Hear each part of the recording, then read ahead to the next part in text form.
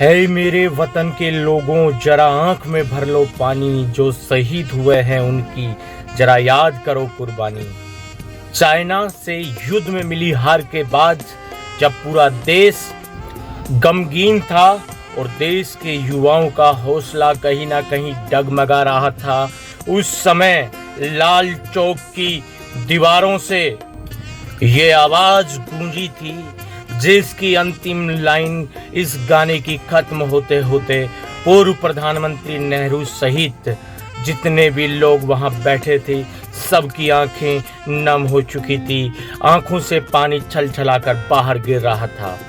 उसी आवाज ने इस देश में एक नया जज्बा, उम्मीद और उमंग भरी थी। हाँ दोस्तों, हम बात कर रहे हैं लता मंगेशकर जी की। उनका एक पूरा इतिहास रहा है। लता मंगेशकर जी आज हमारे बीच नहीं रही।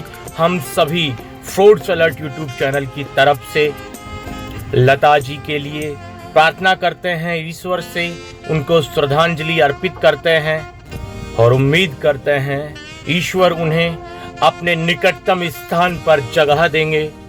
आज के समय में आवाज़ें बहुत आवाज़ हैं, पर जो आवाज़ लता जी के गले से निकलती थी मानो साक्षात सरस्वती माँ का वास वहीं हो। उनकी जिंदगी का सफ़र 92 वर्ष का रहा। वो कोरोना से पीड़ित थी।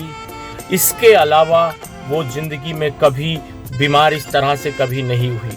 92 वर्ष की आयु में भी उनको और कोई समस्या नहीं थी, ना ही अन्य कोई बीमारी थी।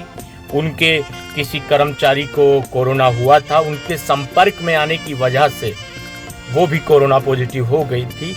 अंत में कोरोना से लता जी जैसी महान शख्सियत भी हार गई। दोस्तों, लता जी बेशक आज हमारे बीच नहीं है, पर उनका ये गाना ऐ मेरे वतन के लोगों हिंदुस्तान की आने वाली दशकों तक की पीढ़ियों को ये याद दिलाती रहेगी कि एक आवाज़ ऐसी थी जिसने जब हिंदुस्तान डगमगा रहा था, जब हिंदुस्तान डरा हुआ था, सहमा हुआ था, तब पूरे हिंदुस्तान को इस आवाज़ ने एक हिम्मत दी थी, एक उम्मीद दी थी, एक आत्मविश्वास दिया था। लता जी की आत्मा को भगवान शांति प्रदान करें।